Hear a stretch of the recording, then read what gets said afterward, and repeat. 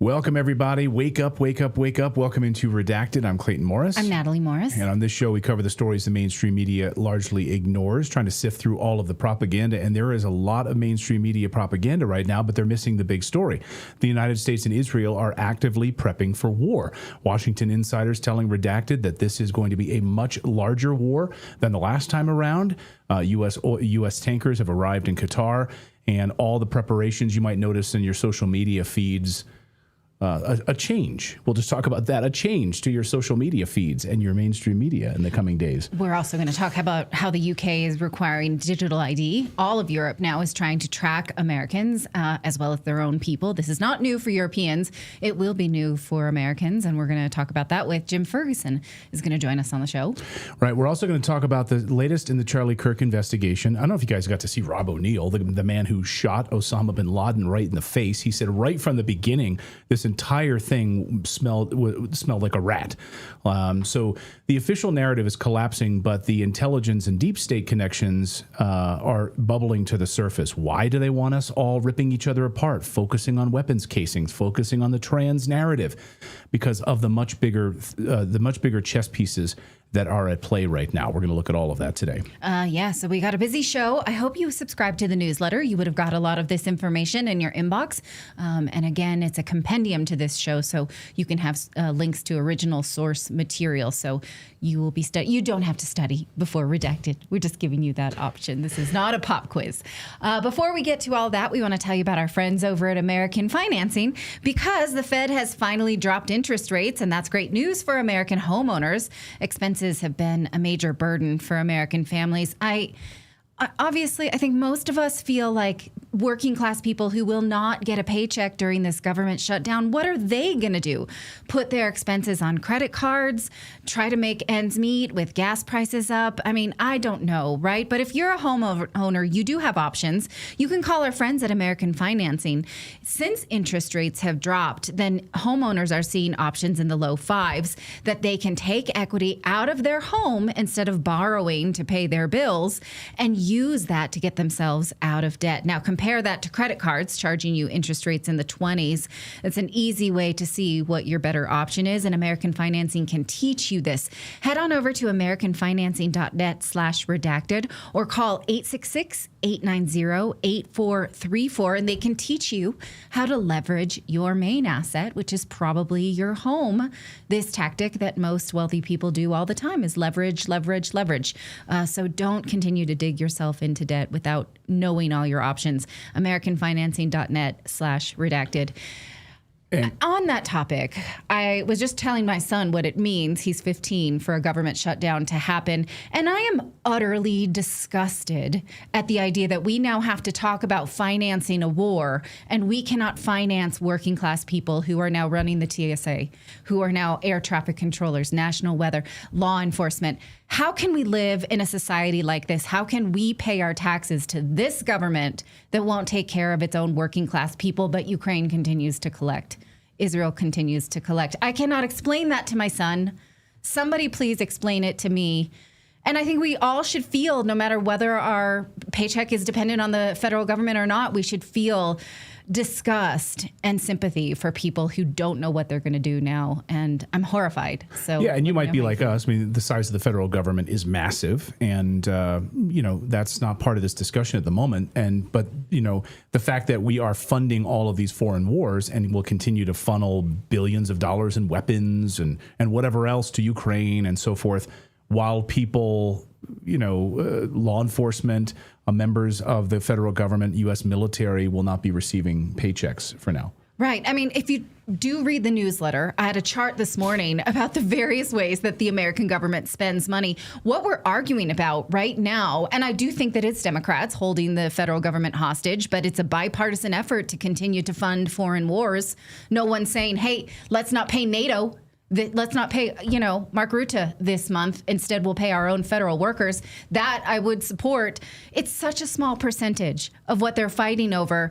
And yet it's the biblical example of strain out the gnat and swallow down the camel. And I am disgusted by it. So I think that this should be an absolute bipartisan disgust. Join me. Join me in that. There's only like 2 people that are, on the government side that actually, Thomas Massey and so forth, that want this to stop. Okay, and thank you to all of you guys for subscribing and being a part of our show. Yes, we usually have like 3 to 4 ads or sponsors during our show in our more than hour-long show. Today we might go a little bit longer than normal, but I just want to point that out. If you watch like an hour of like Fox News, there'll be like 30 different ads. We have 4 that support independent media in our show here. So thank you guys for supporting the people that support us. We don't have investors. We are not supported by any government. We are not supported by big tech, big pharma, any of it. We're supported by you and the few sponsors that we have here on the show. So thank you. Well, the United States and Israel are once again preparing for war against Iran. It's clear as day to anyone watching. This morning, reporting from military insiders shows American refueling craft, which previously flew to Europe, as we covered here the other day, have now been redirected to the Middle East. Many of these planes have already arrived at the base in Qatar. Others awaiting departure from British bases on their way to the Middle East at this hour. This is the very same Qatar, of course, that Donald Trump made Netanyahu call and apologize for bombing them. This was clearly a condition of any new attack, that he has to call and apologize. So they did that right in front of the cameras the other day, by the way. Here, I'll hold the phone for you while, Bibi, you go ahead and read an apology letter to the Qataris. I just caption this photo. Hey, go ahead. Oh, is that the same Qatar that sent Trump a plane, like multi-million that's the very same one. Yeah, the very same Qatar where we have like strategic military bases. Yeah, that Qatar, the very same one. So caption this photo. Can you put that back up? What exactly should we be doing here? Hey, we're sorry we bombed you, but we really need your military bases in the next few days to carry out this large-scale attack against Iran. So, this is can we kind let of how bygones be bygones? Make our children apologize to each other. You need to go say you're sorry for that. If you need to write it out, go ahead, because you did them wrong. So the last time there was such a concentration of forces, it happened right before the previous attack on Iran. Redacted has also learned this morning from sources close to the White House that this attack is going to happen sooner rather than later. Sooner rather than later. And of course, the last time that Netanyahu met with Trump, it only took days for the attacks to begin. Bibi was just in Washington this week, once again. So, hey. This comment, Sirius says, so are you saying he shouldn't apologize? What we're saying is he shouldn't have done it in the first place. Right. Let's be clear. Yes, he should apologize, but it's all theater. I mean, give me a break. It's all theater in front of the cameras. I'll hold the phone for you. You call Qatar and you read this apology letter, because we need to put refueling planes right in your Air Force bases there, your strategic bases in Qatar. Come on, people. This is theater. They didn't accidentally bomb Qatar. It wasn't an accident, so there's no real he's not really sorry. It is theater. No. It wasn't an accident. It's all theater, and we also gave them a heads up that it was happening. I bet they the phone's knew it not was plugged happening. in. It's a fake phone, like one of those memes where you hold the cord. It's a kid's phone. It's not even a real phone. So, of course, again, last time Netanyahu was here, just days, and then the bombing happened. Part of this effort, of course, is the mainstream media and social media propaganda that you're already witnessing right now. You might notice, when you're on X or other areas, suddenly there's people you've never heard of before are suddenly all in on going after Iran, or they're all pro-Israel, pro-Zionist. You've never even heard of these people. Where are these people coming in your algorithm all of a sudden? I'm sure it has nothing to do with what's unfolding right now. People I've never followed and interacted with and have no idea who they are in my For You feed on X telling me that Candace Owens is crazy. Right. What does that tell you? Who the hell are you? Why do I care what you think about Candace Owens? We'll get to all of that part of it in the paid posting in a second. But part of this effort, of course, is the mainstream media, and of course the large scale social media propaganda. You need the media. You need to silence dissenting voices right now. That's why, get rid of TikTok, have that bought up, blame it on China. Had nothing to do with China. Of course, you'd be a retard to believe that. Nick Fuentes says, get ready because here it comes. Well, folks, we had a good run, didn't we? We had a good run. We had a good run. We had a good generational run. we were criticizing Israel. We were red pilling people on 9/11 and JFK. We were making 6 million jokes, throwing up Romans, making Hitler edits. We had, for a couple of goofy goobers, not bad, huh? But yeah, now that Larry Ellison owns all the media, I don't know how much longer that's going to last. Now that Israel is in their end game, in their 8-front war against the world to kill whoever they want for the right to genocide defenseless people, I don't know how much more we're gonna get. So it's been real. It's been fun. But yeah, I think you can start to expect some changes happening on all of the American media landscape because under new management, let's just put it that way. Yeah, it's already happening. Well, by the way. YouTube has promised us they won't do this again as recently as last week. So let's see how that goes. We have some insight now to how this new influencer campaign is going to go for Israel. And they have dialed it up to 11. Now they are trying to create plans to reach Gen Z audiences on TikTok, Instagram, YouTube, and ChatGPT. The company hired a conservative media firm called Clock Tower for $6 million to help win back mostly young conservatives. They'd either once supported Israel or their family values are to support Israel and young people are not. Clock Tower is owned by this man. He's a former aide to President Trump, a top campaign advisor to President Trump. His name is Brad Parscale. He registered as a foreign agent to take this job on behalf of Israel, which was the right thing for him to do. The law requires him to do that. Now, recently it came out that Israel is also paying influencers up to $7,000 per post, plus these all expenses trips to Israel. And Representative Marjorie Taylor Greene posted on X today reminding these people, take this money if you want, but you better register under FARA because now you are a foreign agent. She posted this graphic to the law. So if you are concerned that you've taken some money from Israel and not disclosed it, you better do that. Now, you might wonder, this was one of my main questions. Okay, I get how they can reach you on TikTok, on X. They're pushing towards me every dang day. YouTube, I get that.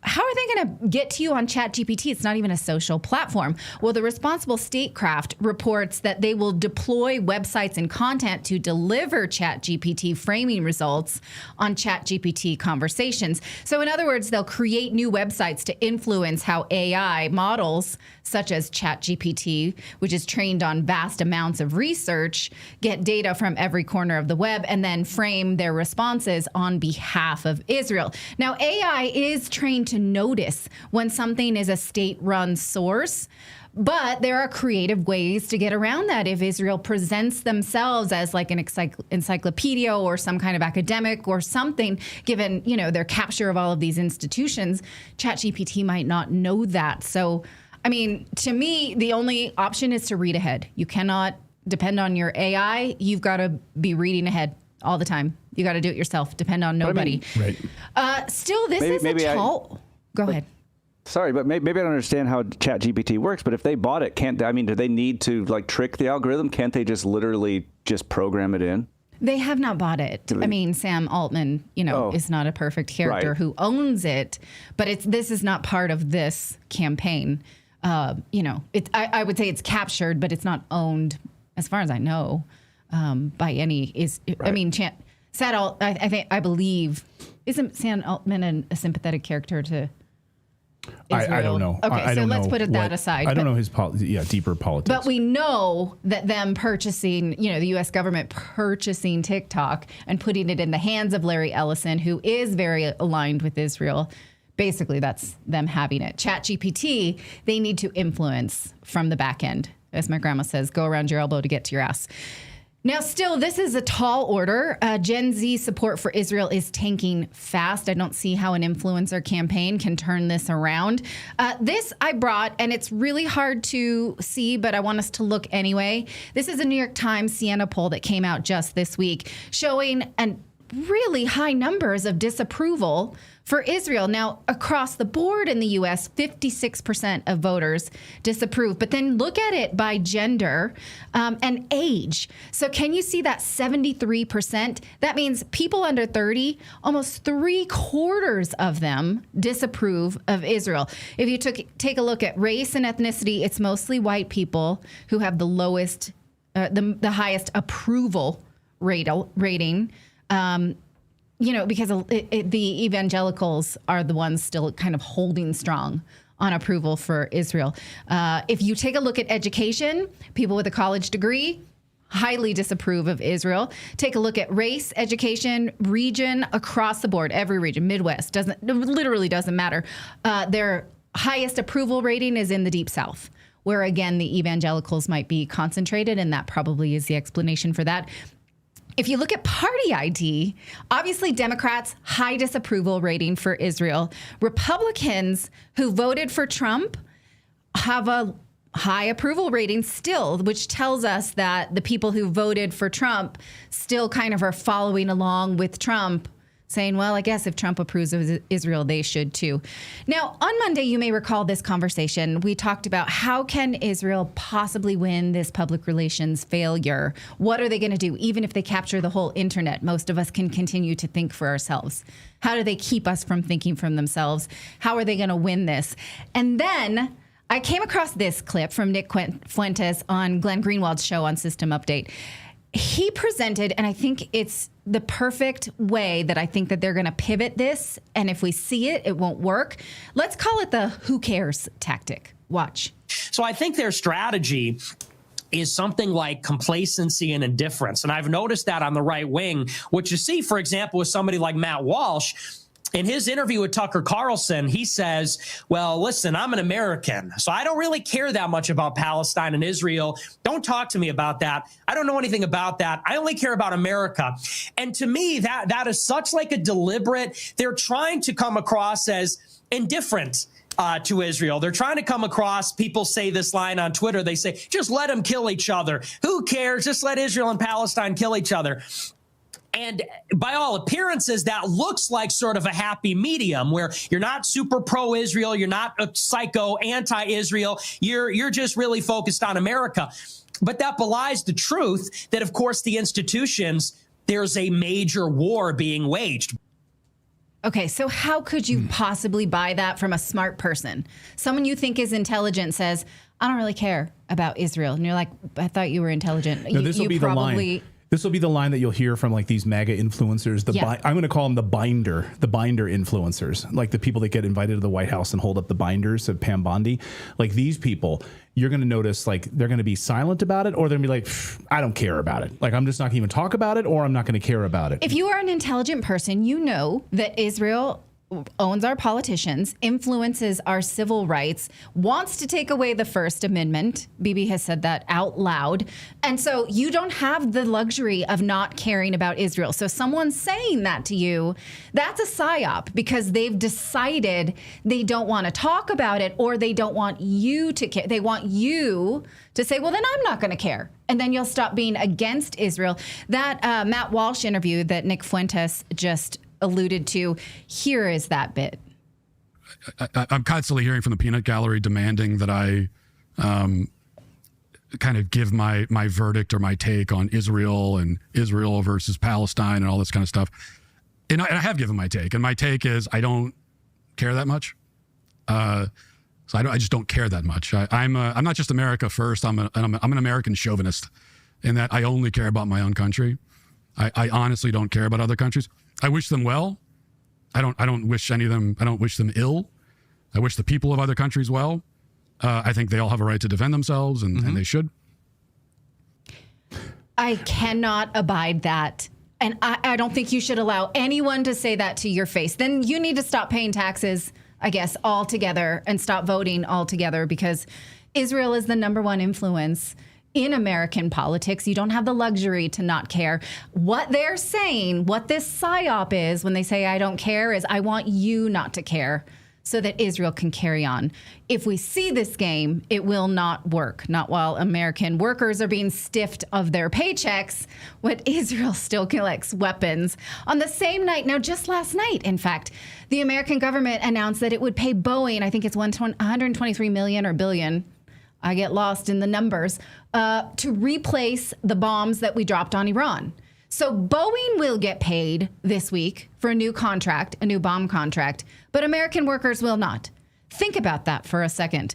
Now, here was Netanyahu over the weekend saying that people who are anti-Israel are funded by NGOs because otherwise it's not organic to be. I mean, otherwise we would all just be loving them if there weren't these funded campaigns against Israel. It's a typical case of when you point the finger, you have four pointing back at you. He's hiring influencers, but he's saying anyone who is against his cause is a paid shill. Watch. Christian influencers. Okay. You said, we talked about the woke right, and you said, I call it the woke Reich. That's a brilliant observation. The woke Reich, because these people, you know, they're not any different from the woke left. I mean, they're insane. They're movies, but they're actually meeting on some of the things. And what we have to do is we have to secure that part of the base of our support in the United States. That is being challenged systematically. A lot of this is done with money. Money of NGOs, vast. Money of governments, vaster. Okay? We have to fight back. How do we fight back? Our influencers. I think you should also talk to them if you have a chance, to that community. They're very important. And secondly, we're going to have to use the tools of battle. You know, the weapons change over time. You can't fight today with swords. That doesn't work very well, okay? And you can't fight with cavalry. That doesn't work very well. And you have these new things, you know, like drones, things like that. I won't get into that. But we have to fight with the weapons that apply to the battlefields in which we're engaged. And the most important ones are the social media. The most important purchase that is going on right now is class? Followers. TikTok. TikTok, number one. And I hope it goes through because it can be consequential. And the other one, what's the other one that's most important? X. That's very good. And, you know, Okay, we have to talk. so TikTok, clearly, we got TikTok, yeah. and now we need X. I mean, I'm pretty sure they have it, like I said, because my For You feed is chock full of pro-Zionists that I've never seen before, that I've never interacted with, that I don't know. X is just telling me what these people think about Israel. It's clear. And he's saying, we have TikTok. Well, who is we? We were told when the United States took it down that we were trying to evade control of a foreign nation. Now Israel has it. So a foreign nation, okay. Let me know if you, but again, just let me know if you see this working on a single person who is at this disapprove of Israel, but it's going to be turned around because of their algorithm. Who will be manipulated like that? If you see even one person, let me know. But let me know what you think about this. It's a terrifying time to be online because if they can't control your algorithm, if they can't control you through your algorithm, how will they control what we think? That's next. Yeah. All right. Well, we've got more news to get to. We're going to speak with Jim Ferguson in the UK. The digital ID is rolling out. It will now be mandatory for all adults in the United Kingdom. This is unbelievable. Protests, people across England saying absolutely not. But of course, Bill Gates loves it because this is the precursor, of course, to digital currency. You first got to get them on the digital ID. That is basically the prison cell that you put people in, and then you control all of their spending. Oh, you traveled too much last month. You bought too much meat last month. We know every transaction, everything that you're doing. We will watch you. So the digital IDs, by the way, while they're sowing distress around the world right now, they're moving to do this, and they're doing it in the United States while everyone's focused on the shell casings at Charlie Kirk's murder. They're actively moving for a mass surveillance state, so we're going to talk about that next. But first, you know the hardest part of staying healthy is just staying consistent. That's why I love our friends over at Balance of Nature and their preferred customer care program. It takes care of all of the guesswork for you. Your supplements just show up automatically every 28 days. No reordering, no running out, no hassle. It's one less thing to think about. And the more that you can count on, they actually take care of all of it. They got their fruit and veggie supplements, whole health systems. All of it is right there available for you to pick from. You know, as Natalie said the other day, you know, you're always told, like, eat the rainbow, eat the colors of the rainbow. Well, not all of us want to eat all of these colors of the rainbow on a regular basis. So that's where the supplements come in, and that's where Balance of Nature comes in. They're able to provide all of those supplements inside of one simple package that you can go through and pick the ones you want, the veggies, the fruits, the 16 whole fruits, 15 whole vegetables, all of it, and make a decision about it. Check out their preferred customer program. They always get the lowest price all of the time. Just go to balanceofnature.com, become a preferred customer, get the lowest price today with free shipping. Again, balanceofnature.com, sign up as a preferred customer and use the code redacted. You have to use that code redacted to save that money. So check them out. Our thanks to Balance of Nature for supporting our show. What's the temperature of the folks in our chat room today? Well, they went crazy when they saw Netanyahu with utter disdain. People do not like Netanyahu. Somebody said that me talking is why we need censorship. You have it. You can turn the show off. Go ahead and do that. You can censor me. Well, people if you don't like when I talk, you can just like go to the bathroom and come back, and then maybe she'll be talking, or Right. And then I see a lot of you saying, well, these federal employees, the government's too big, they can collect unemployment. And I feel like that's the wrong attitude to have. Someone who's a TSA worker, an air traffic controller, National Weather Service, they trained for a job that they thought would support their families. These people are called essential employees, so they have to work without pay. They cannot collect unemployment. And I don't think we should blame them for what our incompetent leaders are doing. I think that we need to continue our focus on, yes, government employment is too big. The government itself is too big. But it's predicated on forever wars. That's why we have these NGOs. That's why we have expanding State Department. That's why we've done this, right? Yeah. This is the only way to shrink the government, is to shrink the military industrial complex, and no one's even trying. All right, let's talk about the UK now. United Kingdom arresting more people for social media posts overnight. A woman awakened at 2 a.m. to find police at her door once again. She's not the only one. Over social media posts that she's made. Fortunately, I don't think she was arrested this time, but watch out.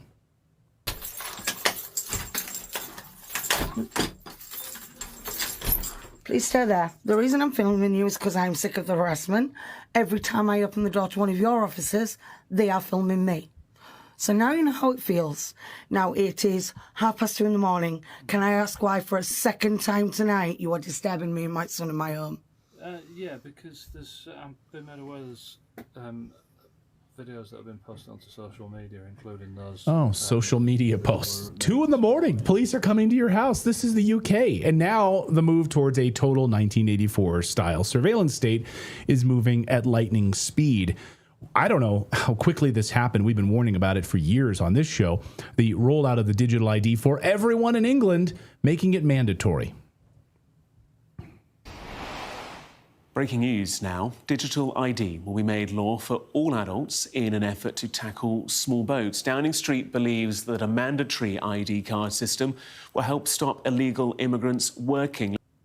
Oh, yeah. I don't understand that. That's a mandatory ID card is what it'll help stop migrant boats, illegal immigrants from working. That's the line there. That's the crock of shit that they're all telling us right now. Did he literally say small boats? If I have a digital ID, that will stop the boats. That's it. It'll stop the boats from coming. Digital ID is the prison cell that they want you inside of. You need the digital ID first, of course. Once they have that, then they move you into a digital currency, which is coming. Friend of the show, the great Neil Oliver from Scotland, one of the only truth tellers in that entire country, explains how the nicely named Brit card would control your entire life. Watch. BritCard would link banking information, benefits, driving licence, education, health records, housing, voting rights, you name it. If it's about you, it'll be accessed via your BritCard. Yeah, he's right. And a new meme is going around today showing exactly how this would work. Watch. Can I see your BritCard, please? I don't have one. I don't have a smartphone. Can I get another pint, please? Sorry, sir, your Brit card says you've exceeded your alcohol quota for this week. Sorry, sir, your Brit card says you've already flown twice this year. We're having to restrict passengers with higher than average emissions profiles. Sorry, I'm afraid your funds have been temporarily frozen. Your recent social media post did not align with the government's narrative. Sorry, I'm afraid your Brit card says you cannot purchase any more meat this week as part of our commitment to achieving net zero. Yeah. Jim Ferguson is a former parliamentary candidate journalist. He's also the founder of Freedom Train International. He's been all over this story. Jim, welcome back to the show from the UK. Great to see you, my friend. Well, thank you, Clayton. Lovely to be on with you and Natalie again. Yeah, it's gone crazy in the UK. It just goes from one bad policy to another. So walk me through like the rollout of this digital ID. We've seen protests over the past few days, people taking to the streets saying no for the digital ID. They'll probably be arrested, of course, because you're not allowed to speak out like this. But walk us through exactly how this will work and affect you in the UK. Well, this is the first opening salvo in the whole dystopian nightmare that is the surveillance state. The globalists are absolutely adamant that they're going to push out this digital ID. And they're using the excuse of mass illegal immigration, but nobody's believing that for 1 second because there's no truth to it. What they're looking to do, Clayton, is to make sure that everybody is put under this system. And of course, this is just the very first start in it because central bank digital currencies, as you quite correctly said before I came on, is their secondary position. And that will link all of our bank accounts, everything that we do, to a central system. And if they don't like what we're spending our money on, if we speak out against the state, they can effectively unplug us from society. I honestly can't emphasize this enough. It is absolutely a nightmare, and it won't stop at the UK. This is what the globalists want for every country, especially across the EU. Now, what is the rationale that they're using about it will stop migrant boats? I can't follow that even if I want to. Can you? Absolutely not. It's just a complete lie. It is nothing to do with stopping illegal immigration. What it is to do is giving them complete control over all aspects of our lives. And this is the first stage for that, before the secondary stage comes in, which is central bank digital currencies. That's going to control everything. And it means that we have no privacy. It means that we have no any way to combat that unless you are in a position where you can unplug from it. And that's why we're continually pushing people to get ready to live outside that system. I mean, that little meme that you showed is quite true. People won't be able to use public transport. Those on welfare might be intimidated and bullied into getting this, or they don't get their welfare.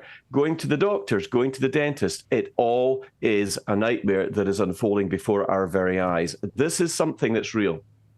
And it's coming to the United States, as people in our chat room are pointing out. It's coming to the United States. And the mass surveillance... the United States has decided, in fact, the Trump administration passed a law this year saying you can no longer pay your taxes by check. We must have a link to your bank account. From now on, that means you have to give the IRS your banking account. They're saying it's to give you your refund or to take direct. But I mean, it has been done before where they just decide what your taxes are and they take it.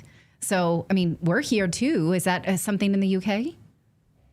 Yeah, well, I mean, it's leading to that. I mean, we saw what happened over the course of the last 4 years with mandates. They're saying this is going to be mandatory. In other words, you have no choice. There is no opt-out of it. You either do it or you don't. And they will get heavy with anybody that decides that they're not going to go along with it. But I can tell you, there is massive resistance here in the United Kingdom to it.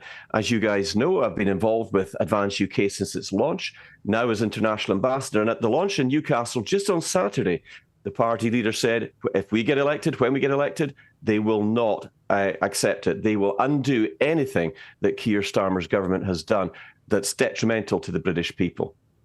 Keir Starmer the other day in an interview was asked about this illegal immigrants not working part of it. Like that's the whole reason you want digital ID is to stop illegal immigrants from working. And he couldn't answer, well, wouldn't employers, what if they just don't check the ID? And he had no answer for that. And how is that any different than a physical ID? Who cares if it's digital? It has nothing to do with illegal immigrants at all. It's ridiculous. And he was stumbling and stumbling and stumbling. I mean, he sounded like Kamala Harris trying to answer a question. Yeah, well, I mean, look, he's just as bad as Kamala Harris. Maybe some would argue even worse if that was possible. But here's the thing. We have driving licenses, we have passports, we have national insurance numbers that everybody has to have. So we do not need a digital ID. But of course, the third stage to this is 15-minute smart cities. If they can control our finances or digitize them, then you're talking about geofencing. If you go out of your district, and yes, that's what they're actually calling them, districts, almost like Hunger Games style. And I kid you not, that means that you might go unauthorized to another city or another part of the country. Well, they can actually stop your cards or your payments from actually working if you break the rules. They're trying to lock the country down, and they're going to do it across Europe as well. Australia, New Zealand, it's all unfolding right before our very eyes. And these globalists who are infiltrating and infesting our respective parliaments and governments are absolutely adamant they're going to do it. But the pushback is coming. Jim, before we get you out of here, another piece of this is Americans traveling to the UK. I know you've been covering this story. Now, this is about to roll out, I think, on October 12th, so that if Americans or I don't know what other countries fly into the UK, and I guess parts of Europe as well, we're going to be fully in your databases, right? I mean, you're scanning like everything. They're probably going to have us stripped down naked before we get into your country.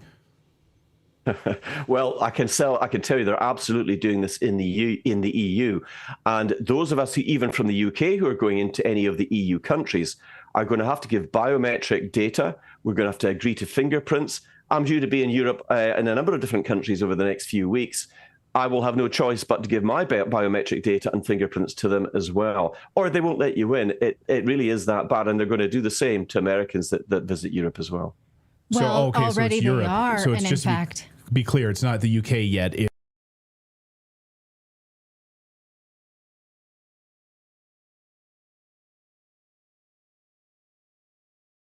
Right. Yeah. And in fact, when we were in Scotland this summer, we had to apply for these and we had to answer questions. One of which was, have you ever supported terrorism or supported extremist views, which tells you the basis on which they will decide that you can no longer have this access. Yeah, what's an extremist view? Who gets to decide? Right. I mean, because I think a lot of the UK government's positions are extremist. So, we have to have a discussion. But on this form, you don't know how they define that.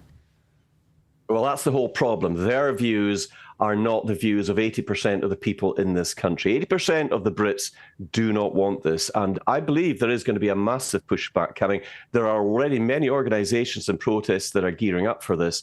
They're not going to get this fight. It's not going to be an easy fight for them, I can assure you. And in fact, it could actually cause Starmer's resignation. I think his own people, his own party members are so fed up with this that they're actually going to turn against him. But the problem is there will be somebody else that's got Klaus Schwab's ear waiting in the wings to come in and to usher in their dystopian nightmare. But we are going to fight back. We're not going to accept it without a fight. And I keep on encouraging people, get ready and prepared. You ain't seen nothing yet. Jim Ferguson, I will point out that I hear that you have a Scottish accent too. Clayton said Neil was the only brilliant person in Scotland. I know you're not in Scotland right now. Yeah, you're not in Scotland right now, to be fair. Yeah, Neil's in case that brilliant. hurt your feelings. Hey, listen, guys, you don't hurt my feelings. That's always great to be on with you. And I know that you guys in Clayton actually have Scottish ancestry as well, so I feel quite comfortable, quite at home. I do. I very much do. You'll never take away my freedom, Jim. Thank you so much. Great to see you. Great to see you as always, my friend, the great Jim Ferguson. I appreciate it. Thanks for staying up late with us there. Yeah. I know it's late. Another one of the country's smartest truth tellers. That's right. There's very few of them. Oh, you guys. Yeah, thank you so much. Always an honor to be on with you both. It really is. Thank you so much. Thanks, Jim. Great to see you. Thanks so much as always. All right. Coming up, I'll tell you. What? I'm just kidding. What? This is how we are in social situations. It's like, don't say that to that person. Did you just talk about 9/11? Why'd you say that to that person? We're inviting now Natalie. We have no friends. We're inviting Natalie and Clayton over for dinner. Just don't talk about Building 7, okay? Can you just we don't know these people. Could you just all right. I bet all married couples are like that, though. Is like, let's not lose friends at this event tonight, honey. Yeah. Okay, which one of us did it? 9/11 was an inside job. What? All right. Coming up on the show, we're going to talk about the inside job of the Charlie Kirk assassination. The official story is crumbling. The CIA connections and the three-letter agency connections to this are overwhelming. We're going to talk to an investigative journalist who's been in Utah and has been connecting the dots on the three-letter agency connections to all of this. And by the way, go to the 30,000-foot level, as we pointed out earlier. There's a whole reason they want us to be talking about the shell casings and a trans roommate. They want us to be talking about Israel because it's all part of a bigger strategy right now to sow discontent in the United States and chaos. We're going to talk about that coming up. But first, we want to tell you that we have a store, if you didn't already know. If you head on over to redactedstore.com, you can see all kinds of ways that you can signal to the world that you are a rabble-rouser and a truth teller and a conspiracy knower. We have a redacted hat. We have mugs. This one, communism equals starvation. We have other things we're going to put. We have a break coming up here in October. We'll have new items as well. But make sure you get, go ahead. Our new Don't Tread on Me. Right. We have a new sweatshirt and T-shirt. Don't tread on me. It's aggressive. I love it. If you're the kind of person who likes to signal to the world your politics and you want to make sure that you're that kind of person. Well, that's how Clayton is. I know. By the way, when you order it, they run a little small. So I ordered a large, but I should have ordered an extra large. And so I gave it to my son, and my son said, I want it. And he's like, Daddy, can you explain to me the history of this? What is this flag? And I took him back to the American Revolution, and I explained to him the entomology of this. Is that the correct word? Mm-hmm. Of this flag, the Don't Tread on Me flag, of course, and told him, what it means for the American Revolution. So anyway, we have it on our store. Yes, check out the various things on the Redacted store. I think you might like it. And let us know if there's something that you'd like us to put up on the store. We will do it. I will not comply, that kind of stuff. So please head on over to redactedstore.com, support independent journalism, and let us know what you think of our offerings there. We'd really appreciate it. Friend of the show, Ryan Mata, was out doing a report the other day. He was wearing our I Will Not Comply hat. He loves it. So thank you. Thanks, Ryan. All right. Well, the official story of Charlie Kirk's assassination has collapsed. It's not adding up at all. U.S. spy planes were present that day over the murder scene. Ballistics experts say the official kill shot story is not accurate at all. Intelligence insiders, whistleblowers who've worked in intelligence agencies say that every piece of this has the hallmarks of a three-letter agency job. All of it. The three-letter agencies are written all over it, as Colonel Towner Watkins, retired Air Force Colonel Towner Watkins, who exposed Operation Gladio and the terrorist stay-behind armies of NATO, explained yesterday on our show. It's all part of a strategy called strategy of tension. Watch. Through the research that I've been doing, one of the fundamental principles is a thing called strategy of tension. And it is to keep populations divided, keep them in silos, and to keep them from talking to each other. Because what happens is when people talk to each other, they oftentimes find that they have a lot of commonalities and develop an esprit de corps among them. And you cannot control people if they have commonality. That's exactly right. So if Charlie Kirk is bringing people together and breaking through the narratives, you can't have that at all. Even former U.S. Navy SEAL Rob O'Neill, the man who shot bin Laden in the face as part of a CIA operation, by the way, says the story makes no sense. He knew right from the get-go it made no sense and that they were lying about it. And all of the eyewitnesses, he says, who saw the shot come from a different angle, they were immediately silenced. He knew that was a red flag. Here's the man who killed Osama bin Laden last night on Piers Morgan.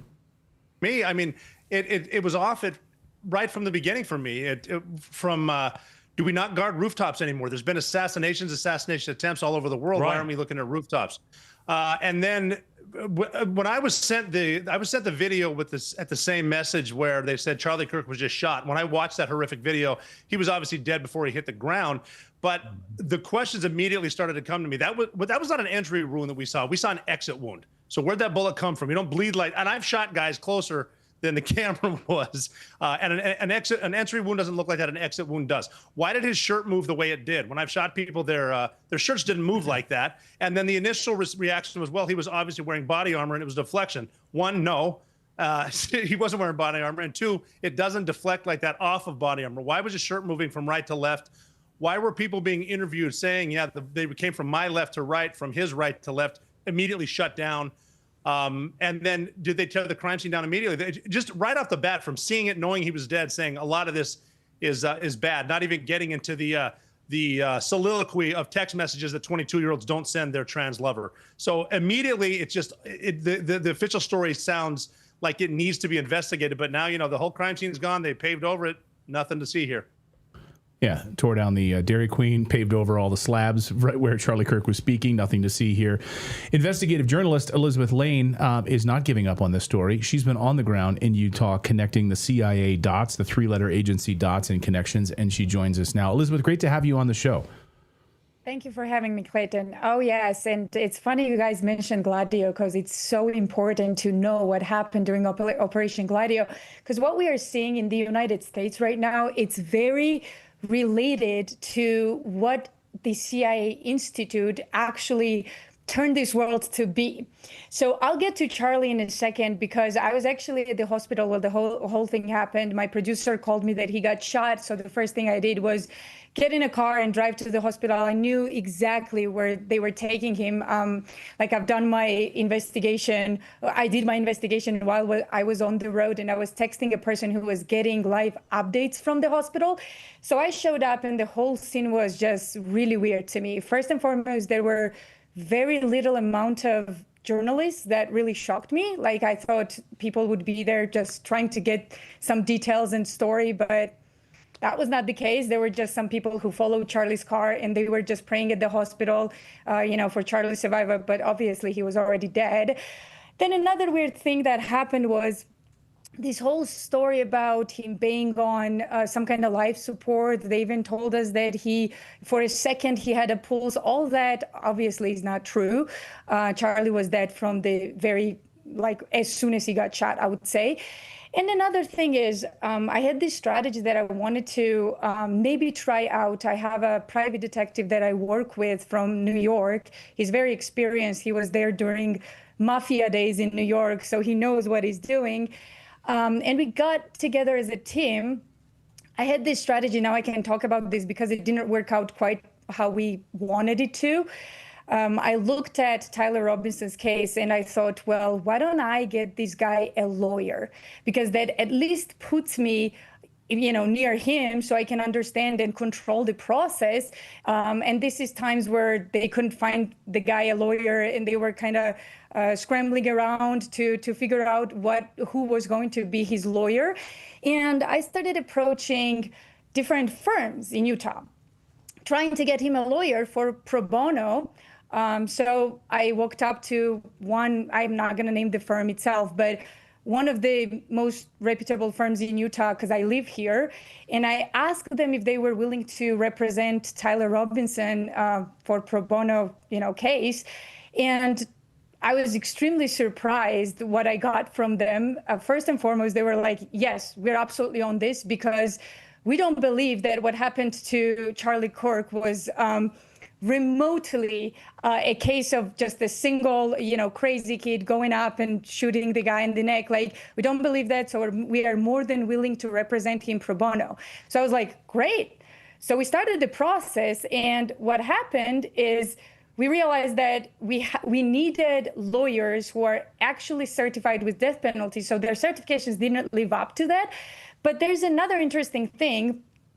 When I did find a lawyer that was certified to represent Tyler Robinson, obviously I needed a consent from Robinson's family or Robinson himself, because he's actually not a minor. He can consent himself.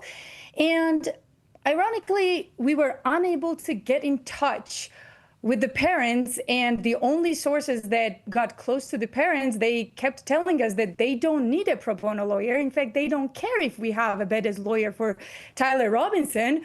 And that really shocked me because I don't know if my son was, on a trial and possibly charged with, a murder that could get him executed in prison, I would probably want a really good lawyer for my son, as a family member. Right. So that was a very big surprise. Can you clarify? Can you clarify something? The family was telling you this, his parents, or an intermediary? We couldn't even get to the family, Clayton. That's another strange thing that we can discuss. I couldn't even get to them.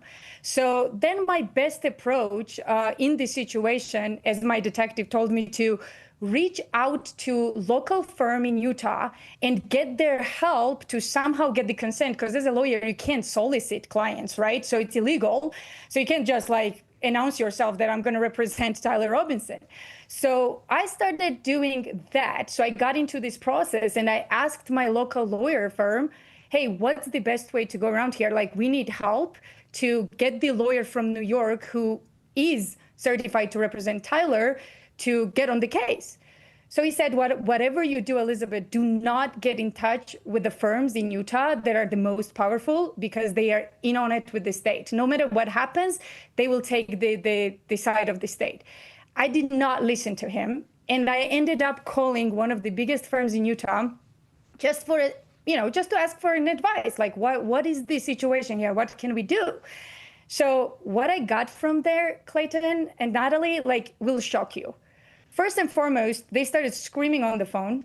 And I was like, why do you even care? You don't have a dog in this fight. Why are you so rude on the phone? So then I said, listen, there is a lawyer who's qualified, and he's actually very famous in New York, wants to represent this kid. All I need is a consent from Tyler Robinson to do so. And we think that you can help.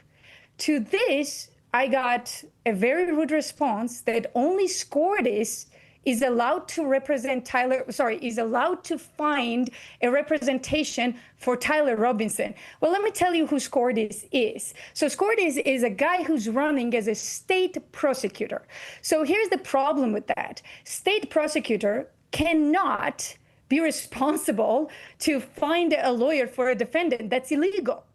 Right, that they're choosing their own opponent. Yeah, that's what it seems like. And this is something that I've been wondering about, because it seems like an open and shut case for any defense attorney, because the government has presented such a crap case, unless his attorney is a shill.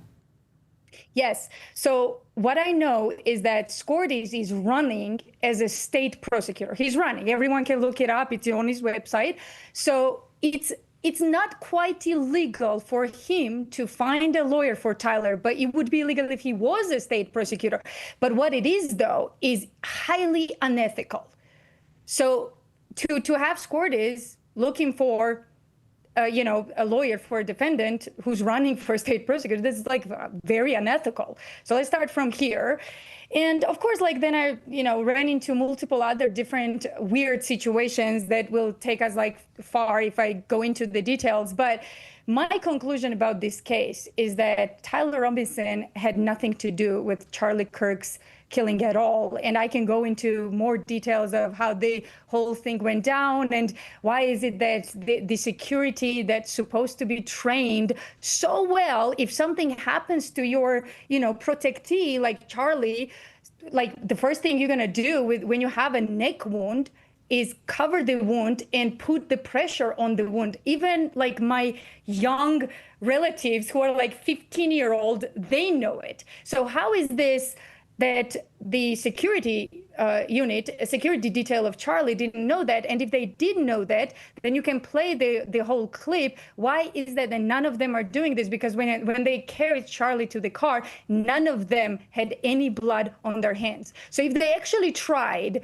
to cover the wound properly and tried to save Charlie in one way or another, it would be there, don't you think? Yeah, well, they're too busy. Well, one of them was too busy with his meta glasses filming the situation. Right. So, I mean, there are people who say, absolutely, this is the guy, Tyler Robinson, 100% open and shut case. Stop being conspiracy theorists. He's the guy that did it. The FBI, we believe the FBI. We believe everything they say. This is it. We're done. Move along. Yeah. But you just heard from Rob O'Neill, the guy who shot Osama bin Laden in the face. He said it doesn't make sense at all. But why? Before she answers this question though. How did the defense attorney get chosen? Let's not. Do you know? I don't know how they ended up with this Kathy woman. Honestly, I know what she represents and what rank she has in Utah. I live here, so I know that she's, in my opinion, completely unfit to do this. So I don't know what was the criteria that they chose this woman over the person we offered. I really don't know. It's, I don't know. But like I said, there's many things in this case that makes zero sense to me. Zero. So, okay, maybe you can just go with a few minutes that we have here. Just why are you 100% sure that he had nothing to do with this, Tyler? Honestly, given this situation, first of all, Tyler Robinson, this was not a kid that was, trained in a gun range or had somebody or was somehow obsessed with the guns. He was not a trained shot. Second, a person who's in prison right now, sitting there waiting for his sentence, has never confirmed his guilt. He never said that I actually did this. All right, so that would be one. But next, let's talk about the whole situation. This whole scenario looks very similar to me, at least to scenario of crooks. Right? Like some scrawny kid decides that he's angry at the world, or, in President Trump's case, he was angry at President Trump. Now he's angry at Charlie, the same thing. And it just looks to me like certain intelligence agencies are running the same exact playbook over and over again. And you mentioned Gladio, and I wanted to actually talk about that a little bit and how important it is. Most people know that, CIA was running such operations like MKUltra, MK Naomi. That's another thing that people don't know. MKUltra actually had brothers and sisters that most people don't know about that never stopped and continued as brother-sister operations. They in 1951, they poisoned the French village. In 1950s, they poisoned San Francisco through Operation Sea Spray. And then, of course, we have Gladio when MI6 and the CIA very, I would say very cunningly made Europe believe that the Soviet Union was going to invade after World War II. And there was high chances that Soviet Union would one day try and invade Europe, which is obviously nonsense because Soviet Union, everyone who knows history knows that they lost 27 million men in World War II, and it made no sense for them. Even if they wanted to invade Europe, they couldn't. But they used the fear element, like they always do, to make Europe believe that this was needed, and they needed some kind of secret armies that NATO would solicit and provide for them to stay behind secretly in European countries.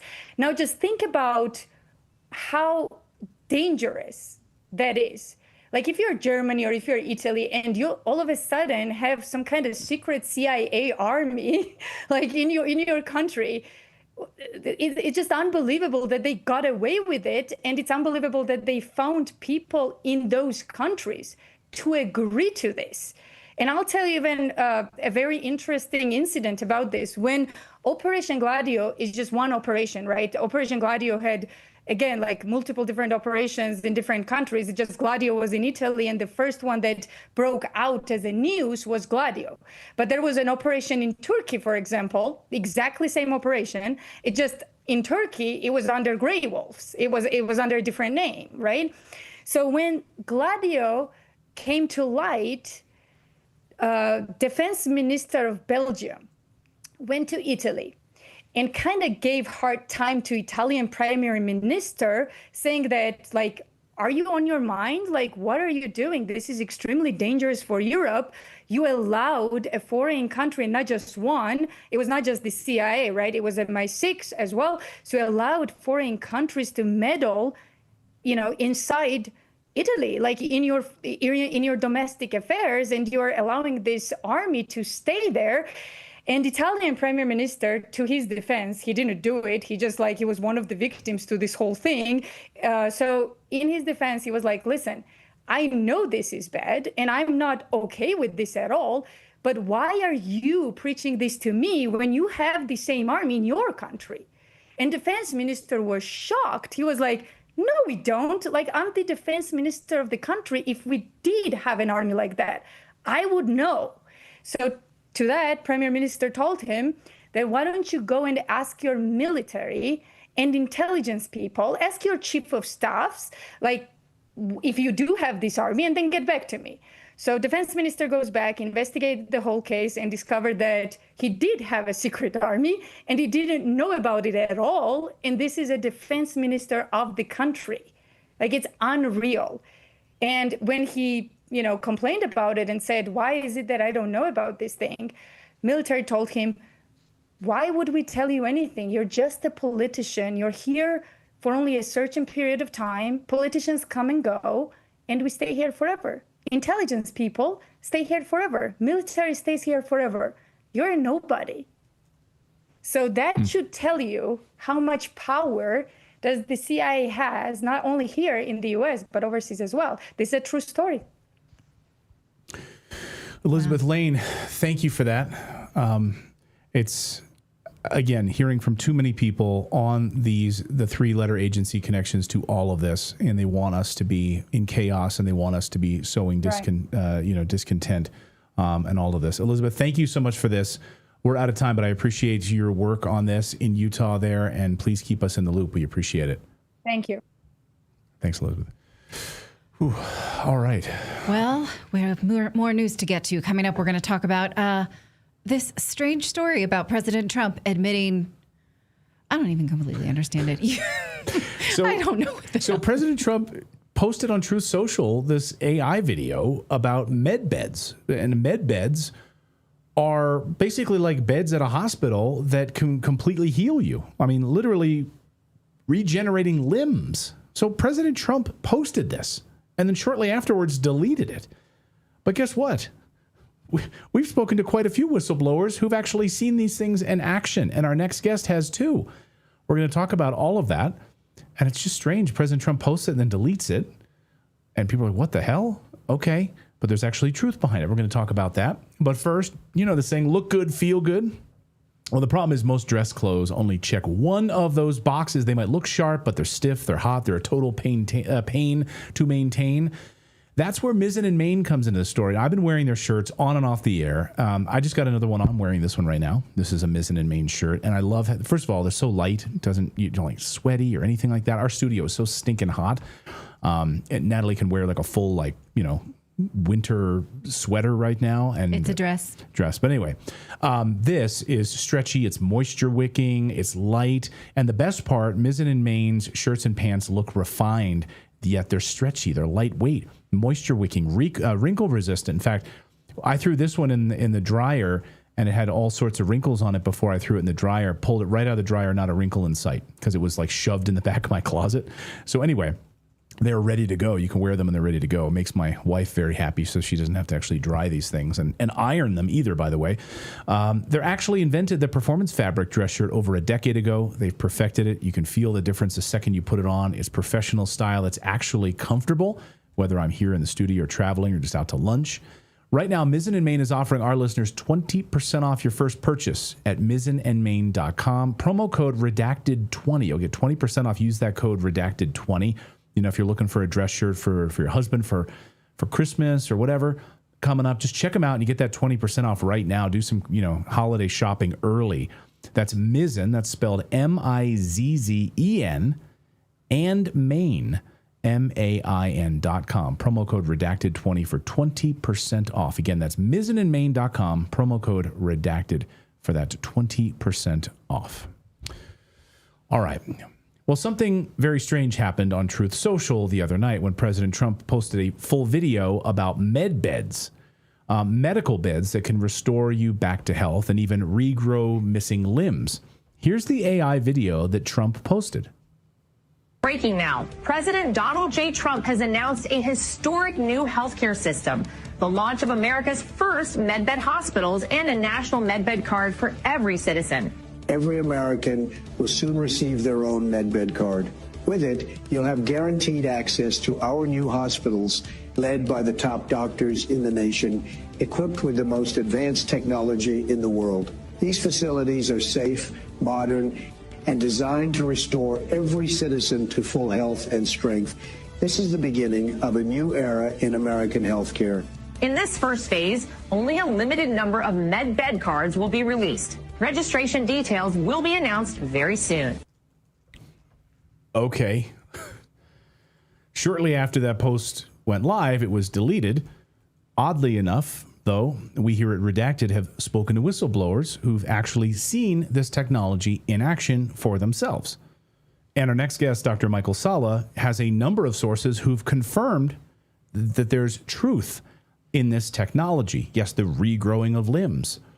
And Dr. Michael Salla joins us now. Doctor, great to have you back on the show. Great to see you. Thank you so much for being here. Pleasure to be back. So when you saw this post from President Trump, did you about fall out of your chair? Like things that you've been reporting for years, but then it was suddenly deleted. Like what is going on here? Well, that was very strange. I mean, the fact that it was posted at all, showing that President Trump was aware of this technology that whistleblowers and insiders have been talking about for well over a decade now. I mean, I came across my first insider telling me about these med beds that would actually regenerate limbs and organs, and from space battles. This was all part of the secret space programs. And I've come across several who have actually been inside of these med beds and actually had limbs regrown because of battles that they had in space as part of these programs. So these technologies are very real. They do exist, but they are in very highly classified programs that have been kept away from the public sector for decades. I can trace the research behind this kind of medbed regeneration of limbs back to the early work of Dr. Robert Becker in the 1960s. So this technology has been around for over 60 years, medical technology or medical know-how on how to regrow limbs, but it was all suppressed by the pharmaceutical industry. All suppressed by the pharmaceutical industry, of course, because then how would they make money? How would they make money off of our terminal cancer and chemotherapy drugs and everything else? Again, as I mentioned off the top, I've personally spoken here on Redacted to multiple whistleblowers who've seen this technology in action. Some of the med beds, but also special wands that are used as part of the regrowth of limbs. One person I spoke to saw it with his own eyes. So again, take it with a grain of salt. I didn't see it, but this comports with what I'm hearing from sources. And it's just so strange to me that President Trump posts this video and then deletes it. Well, I think what he was doing was really drawing attention to the fact that these technologies exist and that they have been covered up by the medical establishment, by the pharmaceutical industry in particular. I mean, I mentioned the work of Dr. Robert Becker, who wrote this book, this pioneering book in 1985, The Body Electric, where he talked about how electromagnetic currents that are very specific in terms of their frequency can regrow limbs and regenerate organs. And this is not just a pie in the sky research by some alternative researcher. Dr. Becker was a well-known medical doctor who specialized in bone healing. And also there was a Air Force document that came out in 1976 called Radio Frequency Radiation Dosimetry Handbook. And that actually pinpointed the specific frequencies needed for regrowing bones, regenerating limbs and so forth. But this was done not so much for healing, but for weaponization purposes. They were looking at ways to weaponize this. But another branch of the Air Force clearly was building healing chambers for people that would be involved in the secret space program side of the classified programs there. This is unbelievable to me. I mean, I know some people watching our show who might be new to our show might not realize that, hey, we do cover these stories. And again, these are whistleblowers and insiders, but you literally, as you point out, this is literally in a handbook about how this all works. And maybe you can talk about how this technology is actually working. And have you ever met anyone specifically that's had that they were inside of a med bed that had perhaps a cancer removed or something else?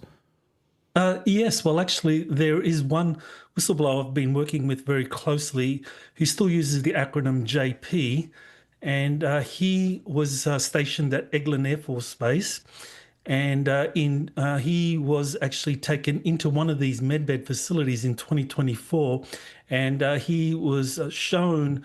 He actually went into the medbed facility because he was suffering from a medical issue that he was later discharged for. But he said he described seeing approximately 6 to 10 of these med beds, and that inside of these med beds were these covert operatives that were being treated for various illnesses. He said in his case that the med bed was only used to kind of 1/3 of its power, and that really he was just being introduced to it rather than having having a full treatment. Where do you know where these med beds are located? Like, is it common knowledge within the secret space program, people, Space Force, others, that they have access to these med beds? Well, we know that there are some located at Eglin Air Force Base, which is a major facility, Air Force facility for launching secret space programs. There are also medical laboratories, the Scripps Institute in San Diego, for example.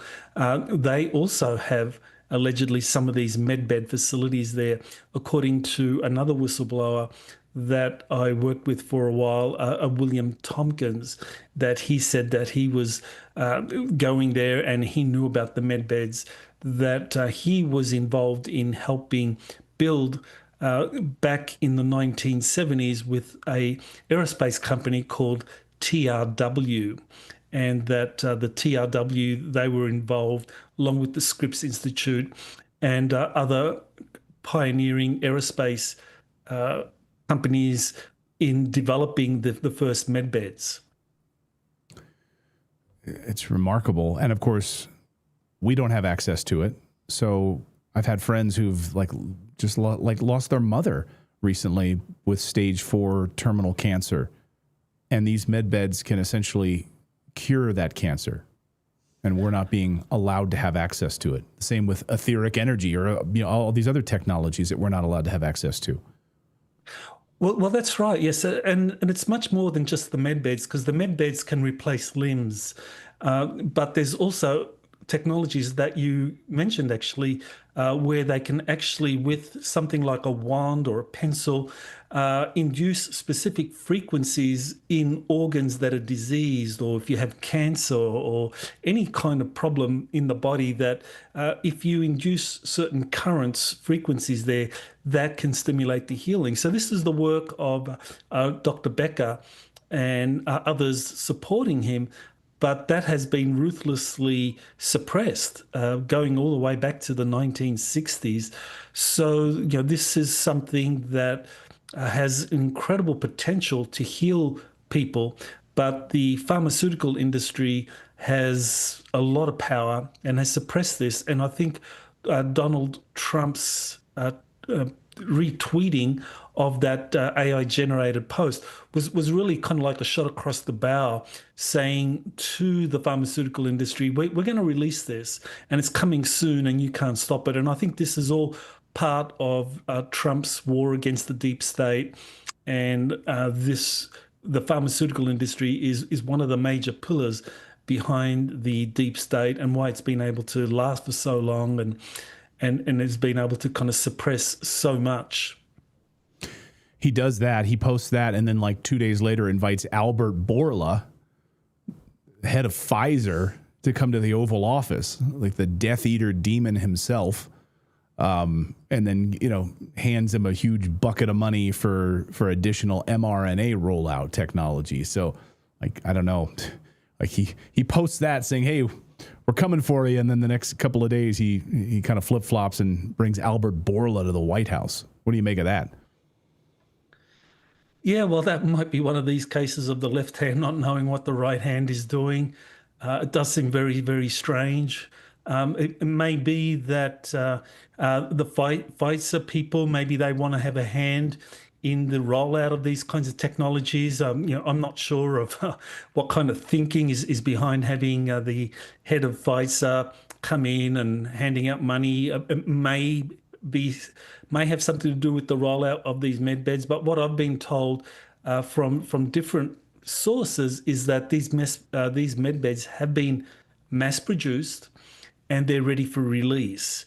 And so it may well be that Pfizer is one of the corporations that's kind of like jumping ship and saying, okay, we're going to go away, we're going to abandon the pharmaceutical model and let us be one of the companies rolling out these med beds and we'll support you. Well, I hope it's true. I mean, but it is crazy. Again, this is not... Trump posted it on Truth Social and then deleted it. So, you can say what you want about it, but it's certainly eye-opening.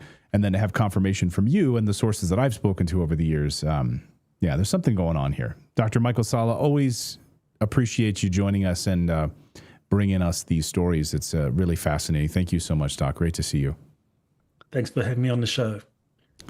And you should read Dr. Salla's great books. Just go to Amazon, look up Dr. Salla. You can read his interviews and with sources specifically in the secret space program. Your jaw will hit the floor for sure. All right. Well, what's the pulse of the newsroom? What's the pulse of the chat room today? Mo Capri says a $2 donation says they are real and they've been kept from us, these med beds. Yeah. Oh. My microphone. Because you were over there cackling. I wasn't. Don't say Natalie that. and Clayton, please read the publishings of Henry Ford. The concerns in the early 1900s will absolutely horrify you. Colonel Mr. Wink says Colonel Towner Watkins is wide awake. She is all over it. Yes, she was. Yeah, you guys love her. We found her through you. People on X were demanding that she come on the show, and you didn't disappoint. So we love that. I did a whole deep dive interview with her about Operation Gladio a few months ago over the summer. Go check that interview out. But she was on the show yesterday if you want to watch her full interview that we did yesterday about the deep state CIA connections and all of that with the Charlie Kirk murder. Donation RF says the shooter was in all black near the tent using a fake camera, or that fake iPhone camera. Yeah. And anything else? Anything else we want to touch on here? The movie Elysium 100%, Unit 17.7. My mouse isn't working over here, so I can't scroll down. I can see there's a charge your mouse notice. You see I know. Right I got the mouse being charged somewhere. All right. Anyway. Well, then it's time to charge our batteries. We're going to go do that. We will see you here tomorrow. We have a lot to get to still. Don't we have guests tomorrow that we could tease? Yes, Glenn Greenwald is going to be joining us. That's right. Yeah, one of the great journalists. Glenn Greenwald will be here. Yeah. We also have a daily newsletter. Please subscribe to it. Just go to redacted.inc, put in your email address. You'll receive a welcome email from me, which is just clayton@redacted.inc. But you just it might go to your spam folder, your junk folder. Just drag it over to your inbox. We publish it every day that the show is live, Monday through Thursday. We cover like 4 or 5 of the big stories of the day. We cover some of the markets, what's going on with gold, some things you might have missed while you're sleeping. You can read it over your cup of coffee. And, again, the stuff the mainstream media ignores. Redacted.inc is the place to go. We'll see you here tomorrow, everybody. Thank you so much.